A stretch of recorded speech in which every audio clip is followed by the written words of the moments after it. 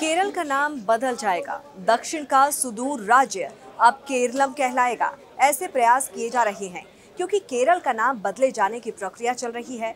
और क्या है इसकी प्रक्रिया, ये हम आपको बताएंगे, लेकिन उससे पहले आप हमारा चैनल सब्सक्राइब कर लें। नमस्कार, आप देख रहे हैं जनभावना टाइम्स। आपके साथ मैं हूं अंकिता। केरल का नाम बदलने का प्रस्ताव केरल विधानसभा में बुधवार को सर्वसम्मति से प्रस्ताव पारित किया गया। केंद्र सरकार से राज्य का नाम आधिकारिक तौर पर केरल से बदलकर केरलम करने का आग्रह किया गया है। इसके साथ ही संविधान में संशोधन की भी मांग की गई है। उन्होंने कहा कि केरल का नाम बदलकर केरलम किया जाए। केरल के मुख्यमंत्री पिनाराई विजयन ने केरल विधानसभा में प्रक्रिया और कार्य संचालन नियमों के तहत सदन में संकल्प की सामग्री पेश की।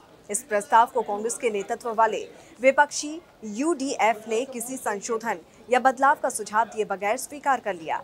इसके बाद अध्यक्ष एएन शमसीर के हाथ उठाकर दिए गए समर्थन के आधार पर इसे विधानसभा की ओर से सर्वसम्मति से पारित प्रस्ताव घोषित किया। सीएम विजयन ने प्रस्ताव पेश करते हुए कहा कि राज्य को मलयालम में केरलम कहा जाता है, लेकिन अन्य भाषाओं में अब ये भी केरल ही है। उन्होंने कहा कि राष्ट्रीय स्वतंत्रता संग्राम के समय से ही मलयालम भाषी समुदायों के लिए एकजुट केरल बनाने की जरूरत मजबूती से उभरी है। सीएम विजयन ने कहा कि संविधान की पहली अनुसूची में हमारे राज्य का नाम केरल लिखा हुआ है।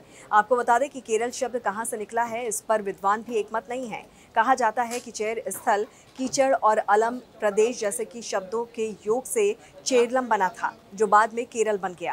केरल शब्द का एक और अर्थ है, वो है भूभाग जो समुद्र से निकला हो। समुद्र और पर्वत के संगम स्थान को भी केरल कहा जाता है। प्राचीन विदेशी यायावरों ने इस स्थल को मलबार नाम से भी संबोधित किया है। काफी लंबे अरसे तक ये भूभाग चेरा राजाओं के अधीन था और इस कारण भी चेरलम यानी कि चेरा का राज्य और फिर केरलम नाम पड़ा होगा। वहीं ये भी कहा जाता है कि केरल को मलयालम शब्द केरा यानी कि नारियल का पेड़ और आलम यानी कि भूमि से जोड़ा गया है। इस प्रकार नारियल की भूमि, जो नारियल के पेड़ों की प्रचुरता के कारण स्थानीय लोगों की ओर से इस्तेमाल किया जाने वाला राज्य का उपनाम केरलम है। तो इस पर आपका क्या कहना है, जरूर बताइए। जुड़े रहिए जनभावना टाइम्स के साथ। नमस्कार।